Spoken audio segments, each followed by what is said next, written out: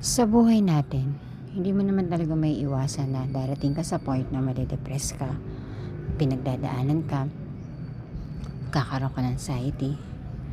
Pero sa lahat ng yon at sa mga pagkakataon na naramdaman ko yon, naging mala talaga ang ating Panginoong Diyos sa buhay ko.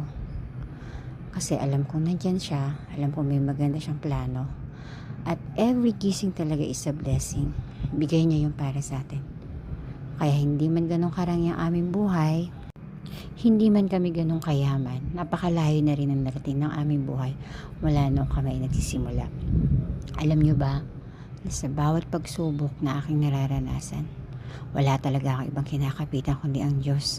Ang Diyos na mapagmahal. Salamat po Lord sa lahat ng pagmamahal na inyo ipinaramdam sa amin. Kahit na kami may mga problema, hindi niyo po kami pinababayaan. Patuloy at palagi pa rin po ako magtitiwala sa inyo. At lahat po kami na yung nilikha. Lord, gabayan niyo po kami at gawin niyo po kaming maging mapagkumbaba sa lahat ng pagkakataon.